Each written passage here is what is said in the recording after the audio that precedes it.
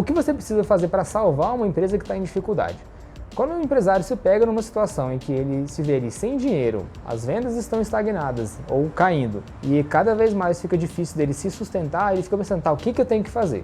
E ele fica tão perdido nessa dificuldade, pensando tanto nisso, que ele acaba não conseguindo parar para pensar de uma forma racional para tomar uma decisão e fazer com que a empresa volte ao rumo correto. A gente vai falar aqui então sobre 8 passos que você tem que fazer para botar a sua empresa nos rumos de volta. O primeiro passo deles é você entender o que está acontecendo. Não adianta você querer tomar uma atitude sem saber qual que é o problema.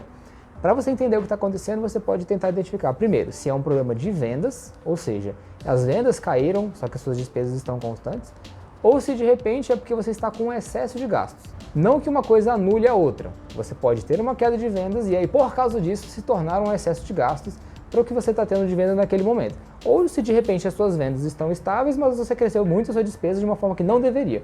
Então existem vários cenários. Tem que entender o que está acontecendo. Então você tem que levantar primeiro as suas vendas para entender como está o histórico delas ao longo dos últimos meses, para saber se elas caíram ou não, os produtos que estão sendo mais vendidos ou não, aqueles que vendiam muito não estão mais vendendo e por quê, você levantar hipóteses sobre isso.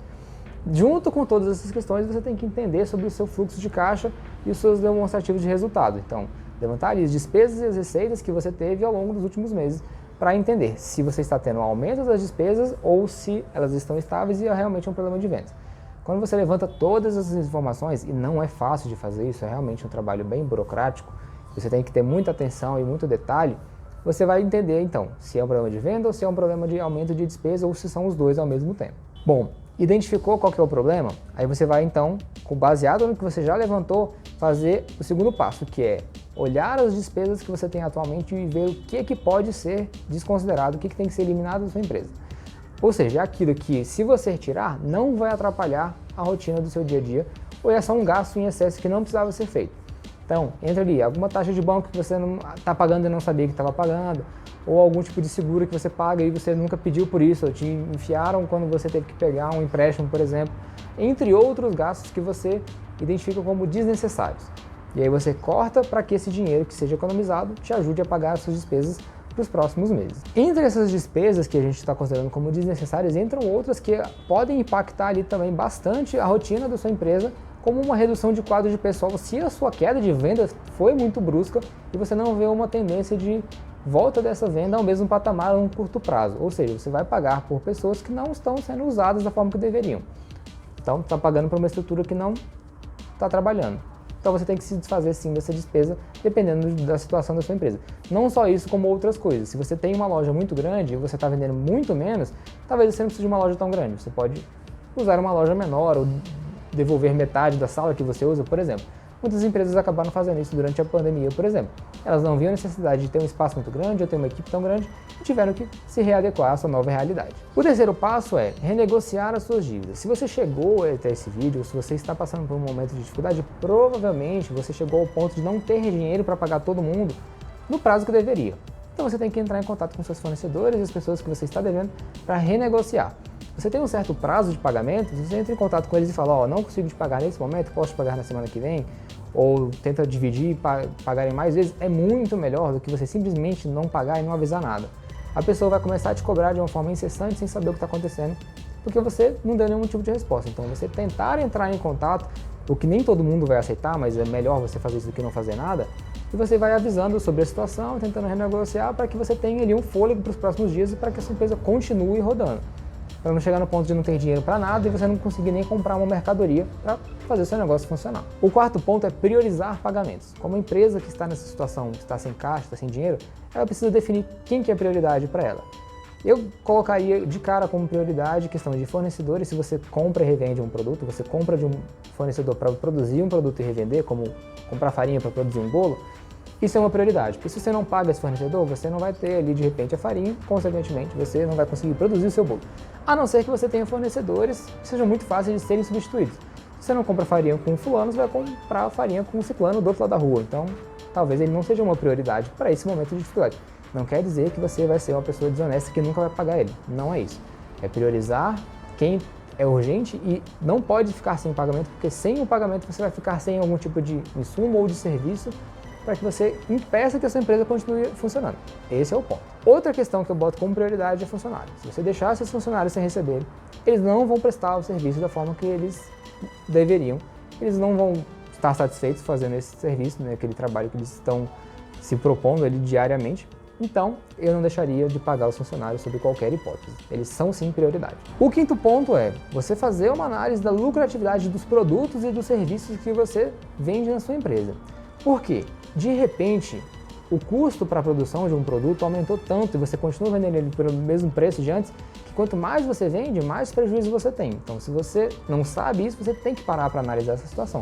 Porque às vezes não é um problema da despesa que aumentou, a despesa fixa, ou da falta de venda. Pode ser um problema do aumento do custo variável em cima dos produtos que você está vendendo. E você tem que reajustar o seu valor de venda para que você pare de ter prejuízos, tanto para produto quanto para serviço. O sexto ponto é, se você não tem dinheiro em caixa, você precisa ter alguma fonte ali de dinheiro quando você tiver uma emergência muito grande, como por exemplo, acabou o dinheiro, você tem que pagar um fornecedor ou um funcionário. Tem que ficar atento a isso. E muito cuidado nesse momento. Você tem que levantar as possibilidades e ter mapeado o que você tem que fazer no caso de uma emergência. Não eu estou falando que você sai correndo e pegar um empréstimo urgente. Por quê? Em alguns casos, se você pegar o empréstimo e você não conseguir ter uma recuperação das vendas, por exemplo, vai ser pior ter pego esse empréstimo, porque além de pegar o empréstimo, o dinheiro vai acabar e aí ele vai ser cobrado com juros altíssimos. Ou seja, era melhor simplesmente não pegar esse dinheiro, porque ele não ia sair tão caro ao longo dos próximos meses. Outra possibilidade, além de levantar essa questão dos empréstimos e ter muito cuidado para você não pegar um empréstimo sem fazer um cálculo antes, é você levantar isso se você tem alguma coisa para receber no cartão de crédito que possa ser antecipado no caso de emergência. Também muito cuidado com a taxa de antecipação que te cobram. Antes da gente ir para a sétima dica, não deixe de se inscrever no canal e clicar no sininho para receber notificação de quando tiver um novo vídeo. A gente sempre coloca vídeos novos na segunda-feira para que você tenha mais conhecimento sobre gestão financeira e fazer com que o seu negócio prospere. O sétimo ponto é muito importante porque em alguns casos as pessoas acabam negligenciando esse ponto quando estão numa dificuldade sem dinheiro, que é investimento em marketing, investimento em aumento de venda. A empresa está em dificuldade, o dinheiro está ali bem escasso, e aí começa a cortar a despesa e vai lá e corta a parte do marketing também, porque às vezes não sabe se vale a pena ou não. Tem que ser avaliado sim se o investimento feito no momento faz sentido ou não, ou se existe uma opção que seja mais vantajosa, mas cortar totalmente é um risco, porque a sua empresa já está em dificuldade.